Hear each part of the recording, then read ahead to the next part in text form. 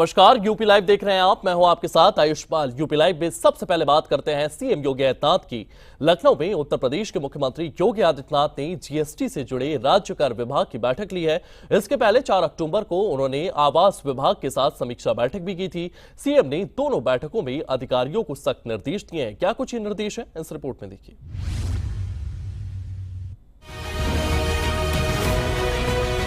लखनऊ में मुख्यमंत्री योगी आदित्यनाथ ने राज्य कर विभाग के अधिकारियों के साथ जीएसटी से जुड़ी बैठक की। उन्होंने कहा है कि कर वसूली में पारदर्शिता, तकनीकी दक्षता और सख्ती बरतें, फर्मों पर अभियान चलाकर कार्रवाई करें। सीएम ने जोर दिया कि टैक्स चोरी राष्ट्रीय अपराध है, वो विकास योजनाओं और जन कल्याण को प्रभावित करता है। बैठक में बताया गया है कि अप्रैल मई में जीएसटी और वैट से 18,161 करोड़ रुपए की वसूली की गई है। 2025-26 के लिए लक्ष्य 1,75,725 करोड़ रुपए है। लखनऊ, अयोध्या, बरेली जैसे 14 जोन ने 60 से ज्यादा लक्ष्य हासिल किए, लेकिन वाराणसी, प्रयागराज जैसे जोन पर नाराजगी जताई। सीएम ने कहा है कि जनसंख्या वाले इलाकों से ज्यादा कराना चाहिए। इससे पहले 4 अक्टूबर को सीएम योगी ने आवास और शहरी नियोजन विभाग की समीक्षा बैठक की। उन्होंने लंबित बिल्डर मैप मंजूरी के मामले की जाँच का आदेश दिया। कहा कि बार बार आपत्तियां गलत है, प्रक्रिया को सरल बनाएं, एक ही बार में समस्या हल करें। बैठक में अंसल ग्रुप के फर्जीवाड़े पर चर्चा हुई।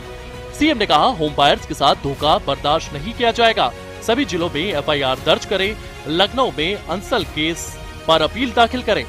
मेट्रो प्रोजेक्ट्स, नई टाउनशिप और अनियोजित शहरीकरण पर तेजी लाएं। सीएम ने कहा कि विकास कार्य समय पर पूरे करें। ये न केवल जनजीवन सुधारेगा बल्कि रोजगार भी पैदा करेगा।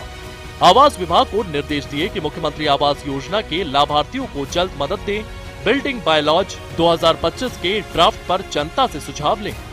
सीएम योगी की ये बैठक यूपी के आर्थिक और आवासीय विकास को मजबूती देगी। पारदर्शिता और तेजी से काम होगा। ब्यूरो रिपोर्ट, सूर्य समाचार।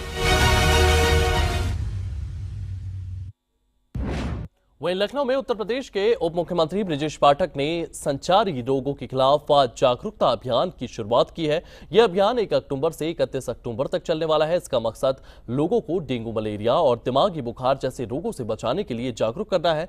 डिप्टी सीएम ने खुद अलीगंज स्वास्थ्य केंद्र का इस अभियान की शुरुआत उनकी ओर से की गई है। इस अभियान की शुरुआत के दौरान उनकी ओर से क्या कुछ कहा गया, इस रिपोर्ट में देखिए।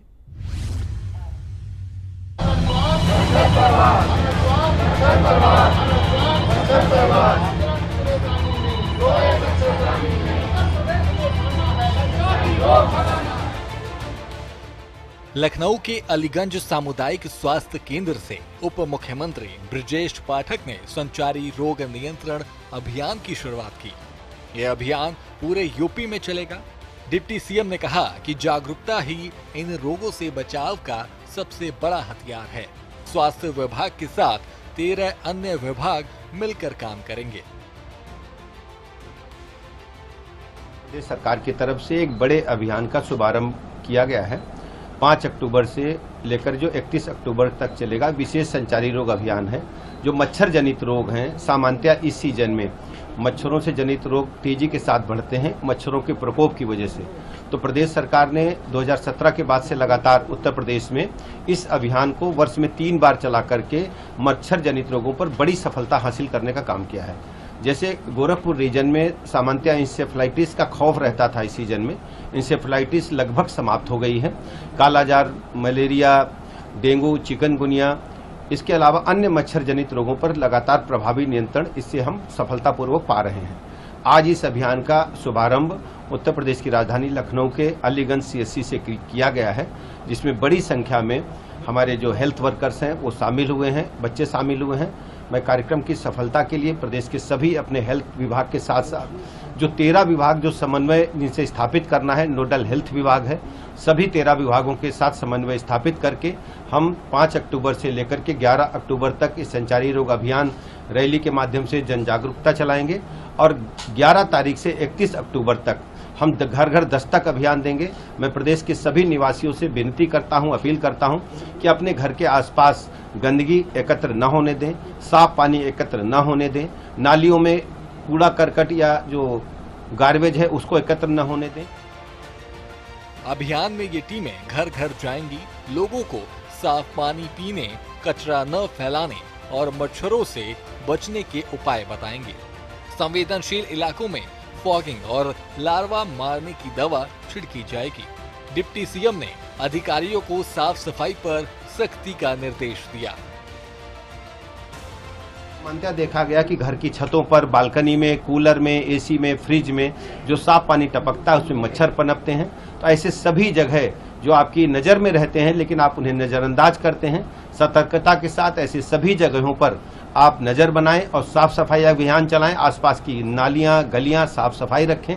13 विभाग इसमें शामिल किए गए हैं, जिसमें हमारा हेल्थ विभाग के साथ साथ नगर विकास, पंचायती राज, ग्राम विकास, बेसिक शिक्षा सहित 13 विभाग हैं। सबको समन्वय स्थापित करके हम पूरे प्रदेश से मच्छर जनित रोगों को कम करके समाप्त करने में अभियान के साथ तन्मयता के साथ हमारे विभाग जुड़े हैं। और मैं प्रदेश के सभी ग्राम प्रधानों से, जिला पंचायत सदस्यों से, माननीय ब्लॉक प्रमुख गण, हमारे जो जनप्रतिनिधि गण हैं, जिला पंचायत अध्यक्ष हैं, माननीय विधायक, माननीय सांसद गण और सभी जनप्रतिनिधियों से अपील करता हूं कि इस संचारी रोग अभियान को सफल बनाने के लिए जन जन तक जो संदेश है सरकार का पहुंचाने का काम करें।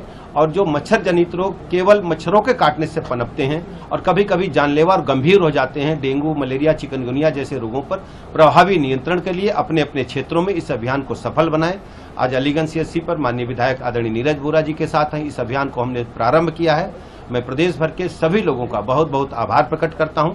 हमारे साथ विशेष रूप से यहाँ उपस्थित है हमारे एसीएस चिकित्सा शिक्षा, चिकित्सा स्वास्थ्य और हमारे DG health doctor Suman ji, हमारे लखनऊ के मुख्य चिकित्सा अधिकारी डॉक्टर रणवीर सिंह जी और सभी वरिष्ठ चिकित्सा के व्यवस्था से जुड़े हमारे साथी हैं। सभी को मैं बहुत बहुत धन्यवाद।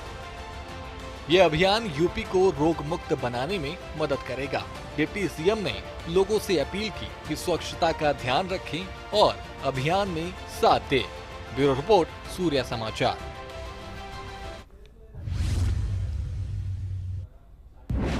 वहीं उत्तर प्रदेश के फिरोजाबाद जिले में पुलिस ने एक बड़ा काम किया है। हाईवे पर लोगों को लूटने वाले एक अंतर्राज्यीय गिरोह को पकड़ा गया है। इनसे पूछताछ की जा रही है। ये लुटेरे कानपुर से आगरा जा रहे थे। कंपनी के 2 करोड़ रुपए के कैश को लूटने का प्रयास भी इनकी ओर से किया गया था। पुलिस ने 6 शातिर लुटेरों को गिरफ्तार किया है। इनके पास से 1.53 करोड़ रुपए, महंगे आईफोन और बाइक भी बरामद हुई है। इनको लेकर के क्या कुछ अपडेट्स, क्या कुछ जानकारियां सामने आ रही है, इस रिपोर्ट में देखिए।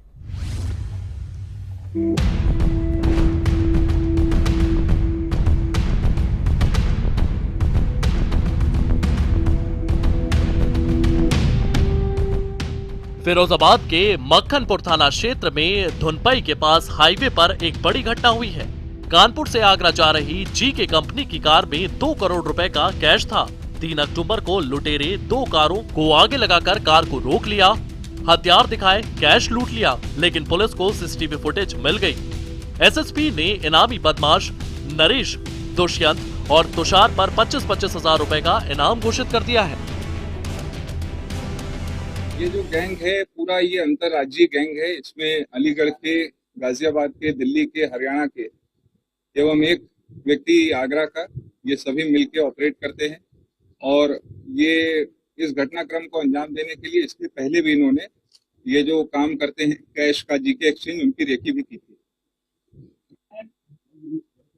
देखें, 30 सितंबर की बात है। थाना मक्खनपुर क्षेत्र अंतर्गत एक लूट की घटना कारित की गई थी, जिसमें हाईवे पर एक 4 पहिया गाड़ी किया सेल्टॉस, इसमें सवार होके आगरा से कानपुर जा रहे दीना जी ड्राइवर, जो कि मूलतः गुजरात के रहने वाले हैं, और अहमदाबाद के ही एक कंपनी जीके एक्सचेंज, उसके लिए काम करते हैं। इनके द्वारा बताया गया था कि भारी मात्रा में कैश जो है वो गाड़ी में बंद बक्से में एक सीक्रेट कंपार्टमेंट में रखा गया था। 2 4 पहिया गाड़ी में सवार अज्ञात बदमाशों ने हाईवे पर इनकी गाड़ी का पीछा करते हुए गाड़ी को साइड में लगा के इनकी गाड़ी को क्षति पहुंचाते हुए हाथ पैर बांध करके इनके एक गाड़ी में बिठा लिया और अन्य बदमाशों ने जो सीक्रेट कंपार्टमेंट था उससे भारी मात्रा में जो कैश ये लोग लेके जा रहे थे उससे लूट लिया। गिरफ्तार लुटेरों के पास से 1,53,10,000 रुपए नगद बरामद हुए हैं। साथ ही महंगे आईफोन और चोरी की बाइक भी मिली है। ये लुटेरे हाईवे पर कारों को रोककर सामान लूटते थे। थाना मक्खनपुर शिकोहाबाद और अन्य थानों की टीमों ने मिलकर ये काम किया। एसएसपी ने कहा है कि यात्रियों की सुरक्षा पहली प्राथमिकता है। सूचना की गंभीरता पर तमाम अधिकारीगण, सीनियर ऑफिसर्स, हमारी फील्ड यूनिट, सर्विलेंस की टीम, एसओजी की टीम, सभी ने घटनास्थल का व्यापक मुआयना किया।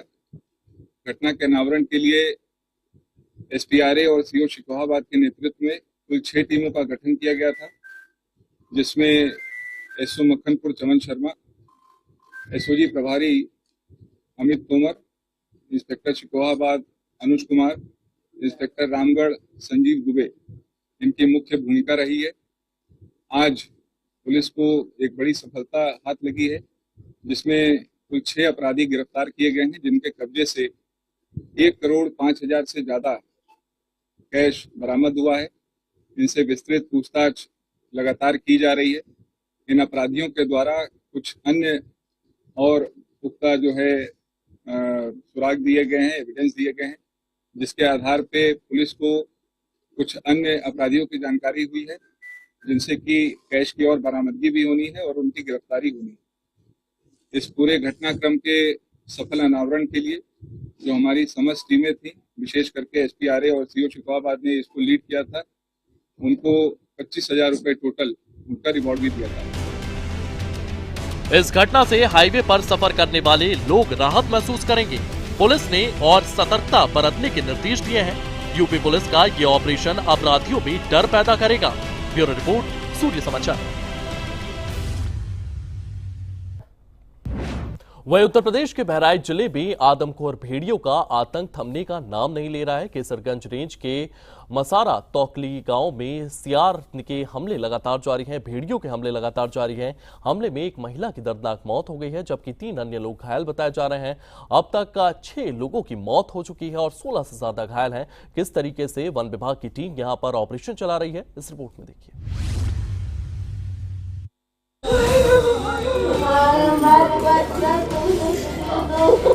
बहराइच के मंझारा तौकली गांव में रात करीब 8 बजे एक सियार ने बाहर घूमने गए लोगों पर हमला कर दिया। सियार ने उनके हाथ पैर चबा डाले, जिससे महिला की मौके पर ही मौत हो गई है। हमले में 3 अन्य ग्रामीण भी घायल बताए जा रहे हैं। सूचना मिलते ही ग्रामीण इकट्ठा हो गए, लेकिन वन विभाग की टीमें देरी से पहुंची। भेड़िया वैसे समझे, वैसे हल्का भेड़िया में हमला कर दी, हमला करके चिल्लाने हमारे तेज से, तब गाँव के आए तब बचाए, तक हमें ये पड़ोसी में दद्दू के तो नटाई काट दी। कैसे हुआ, मेरी लड़की ने गई घूमने के लिए तो भेड़िया मिल गई, तो उसको अपहरण करने लगी, काटने लगी, लेकिन वो अपन हाथ पैर डोलाया तो हाथ को भर लिया मुंह में, उसको काट लिया। उसके बाद में मेरे ऊपर चारपाई पे लेटे थे तो चौमंडल घूमी, लेकिन मुझसे नहीं बोली, मेरे पड़वा पे गई, उसको काटने लगी। तब मैंने जान पाया, दूसर ने बैटरी लगा के दिखाया, हमारे उत्थे एक घर है, तो वो बताया कि तुम्हारे पड़वा को मैंने नोचता है कोई जानवर। तब मैंने लाठी लेके दौड़ा तो वो भाग गया। उसके बाद में राम कुमार को चारपाई पे लेके देखा, वो भेड़िया ने उनको अपहरण कर दिया, नट्टी पकड़ लिया, गला को पकड़ करके झीर करने लगा और लौटाने लगा। घायल लोगों को इलाज के लिए अस्पताल में भर्ती कराया गया है। वहीं 2 दिन पहले इसी गांव में एक नर भेड़िए को मार गिराने का दावा किया गया था, लेकिन हमले रुक नहीं रहे। डीएफओ राम सिंह यादव ने कहा है कि जांच जारी है और भेड़ियों की संख्या 1 से ज्यादा हो सकती है। गंभीरवा ग्राम पंचायत थाना रामगांव में वन्यजीव के हमले में 2 लोग घायल हुए हैं। स्थानीय लोगों के द्वारा वन्यजीव को मारा गया है। मारे गए वन्यजीव की पहचान सियार के रूप में की गई है। वन विभाग की टीम मौके पर मौजूद है। घायल लोगों को हॉस्पिटल पहुंचाया गया है और विभाग की टीम वहां आवश्यक कार्रवाई कर रही है। बहराइच में सियार और भेड़ियों का सिलसिला थमने का नाम नहीं ले रहा है। ग्रामीण दहशत में जी रहे हैं। वन विभाग ने ट्रैप लगाने और जागरूकता अभियान तेज करने का भरोसा दिलाया है। ब्यूरो रिपोर्ट, सूर्य समाचार।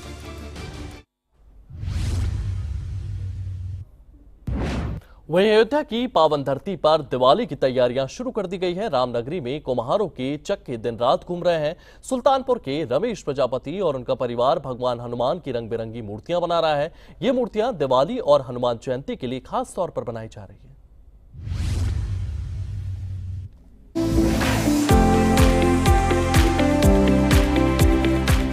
अयोध्या के रामघाट के पास कुम्हारों की बस्ती में रौनक छाई हुई है। सुल्तानपुर के रमेश प्रजापति और उनका 10 लोगों का परिवार दिवाली के लिए भगवान हनुमान की मूर्तियां बना रहा है। सुबह से शाम तक जाग घूमता है। रमेश बताते हैं, हमारी मिट्टी की मूर्तियां भक्ति का प्रतीक है। हनुमान जी की जयंती और दीपावली पर लोग इन्हें घर ले जाते हैं। परिवार की मेहनत हर मूर्ति में दिखाई देती है। ये हनुमान जी की मूर्ति बना रहे हैं। ये दीपावली में, हनुमान जयंती में इसकी बिक्री होती है, तो बाहर के लोग आते इसको ले जाते हैं। संत सब लोग लेकर जाते हैं, उनको गिफ्ट दिया जाता है। अच्छा, अयोध्या के सारे लोग आते हैं। हमारी दुकान भी अयोध्या में लगती है, राजा फाटक के पास। जी। तो ये कैसे बनाते हैं हनुमान जी की मूर्ति? कितना मेहनत लगता है? कैसे इसकी क्या प्रोसीजर है? अब ये जैसे हम लोग बनाते हैं, छोटा छोटा करके बनाते हैं, बड़े तक बनाते हैं।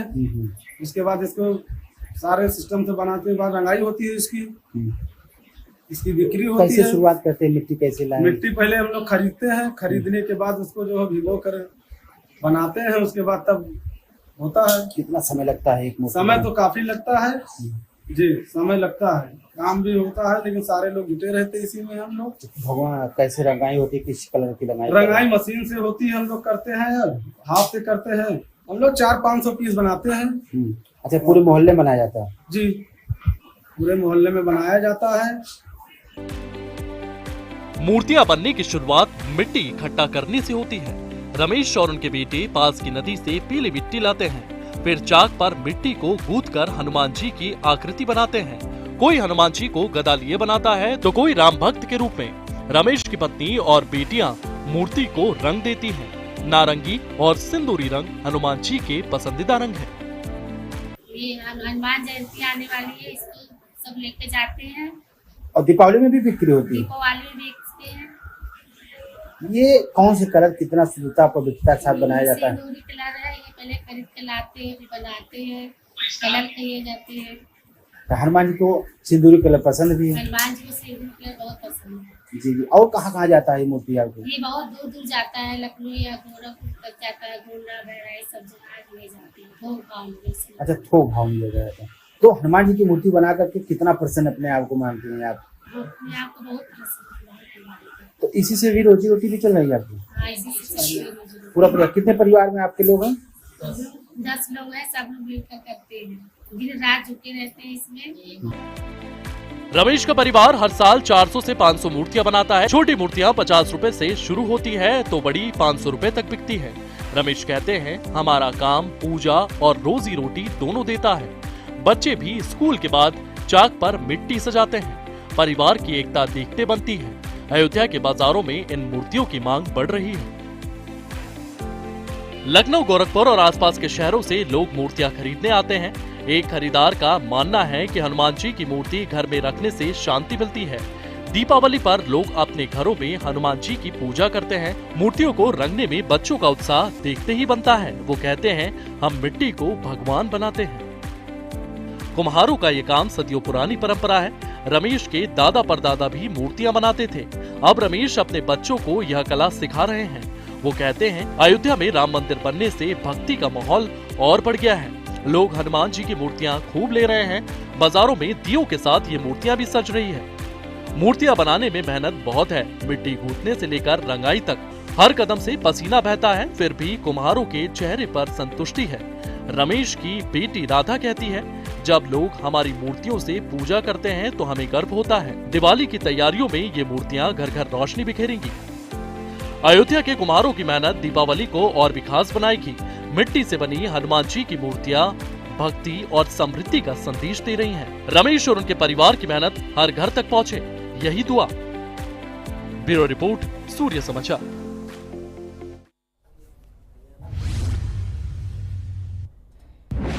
वहीं अयोध्या की पावन धरती पर करवा चौथ की तैयारियां जोरों पर है। ये त्योहार 10 अक्टूबर को मनाया जाएगा।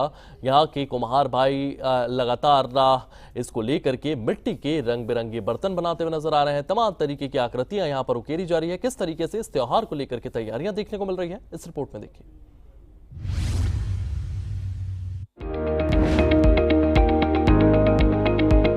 अयोध्या के घाट किनारे कुम्हारों की चक्कियां घूम रही है। सुबह से शाम तक मिट्टियों को गूंथने, चाक पर चढ़ाते ये कारीगर करवा चौथ के लिए खास बर्तन बना रहे। एक कुम्हार रामू कहते हैं, बहने करवा माँ को जल चढ़ाएंगी। ये मिट्टी के बर्तन उसी के लिए हैं।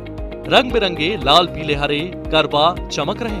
करवा चौथ पर सुहागनें निर्जला व्रत रखती हैं। शाम को चांद देखकर करवे से अर्घ देंगी। कुम्हारों ने मटकी, छोटे कलश और ढक्कन भी तैयार किए हैं। बाजार में चहल पहल है। महिला आकर चुन रही हैं। ये लाल करवा अच्छा लग रहा। अयोध्या का यह नजारा त्योहारों की मिठास बढ़ा रहा। मेहनत बहुत है, करवा बना रहे हैं।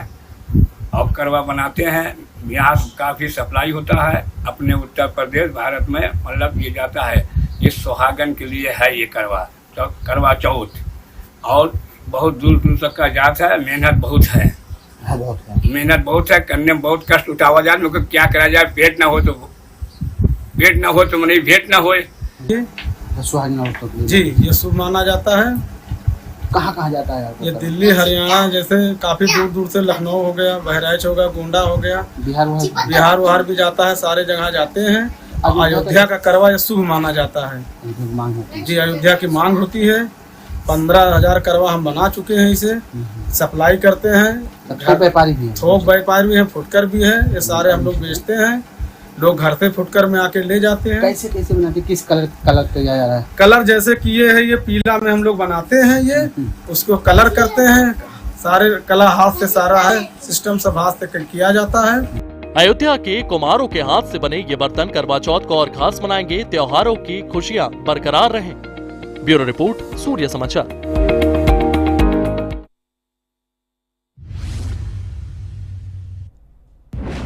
चलिए फिलहाल यूपी लाइव में इतना ही। आप बने रहिए सूर्य समाचार के साथ।